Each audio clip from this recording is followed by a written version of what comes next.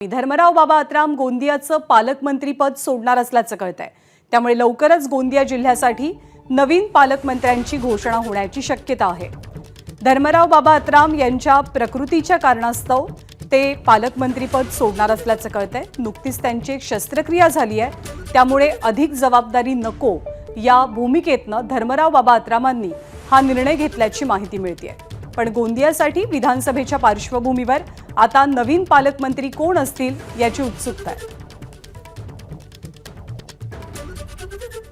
गोंदियाच्या जागेवर महायुतीचा पराभव झालाय। महाविकास आघाडीचे उमेदवार विजयी झालेत आणि आता गोंदियाचे पालकमंत्री असलेले राष्ट्रवादी काँग्रेसचे नेते आणि मंत्री धर्मराव बाबा अत्राम पालकमंत्रीपद सोडतात। कारण आहे त्यांच्या शस्त्रक्रियेचं, त्यांच्या प्रकृतीचं।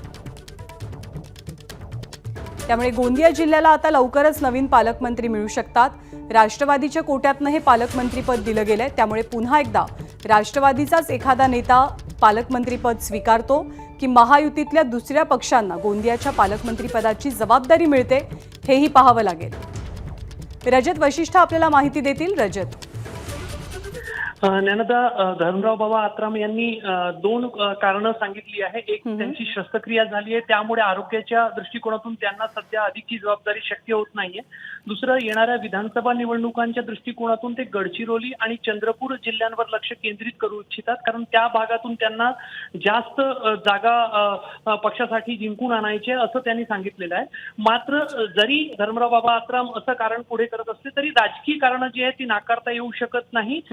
गोंदिया भंडारा हे भाजपची परंपरागत सीट होती आणि त्या ठिकाणी प्रफुल्ल पटेल हे सर्वात वरिष्ठ नेते असल्यामुळे राष्ट्रवादी काँग्रेसकडून सहकार्याची आणि निवडणुकीमध्ये विजयाची भाजपला अपेक्षा होती। मात्र भंडारा गोंदिया लोकसभा मतदारसंघात भाजपचा पराभव झालेला आहे आणि त्यामुळे राष्ट्रवादी काँग्रेसकडून त्यांना सहकार्य झालं आहे की नाही एक प्रश्न असा भाजप कार्यकर्त्यांकडून उपस्थित केला जात आहे। आणि तेव्हा धर्मराव बाबा अत्राम अचानकच गोंदिया जिल्ह्याचं पालकमंत्रीपद सोडत आहे, त्यामुळे राजकीय कारणं या सगळ्या घडामोडी मागे नसावीत हे नाकारता येणार नाही।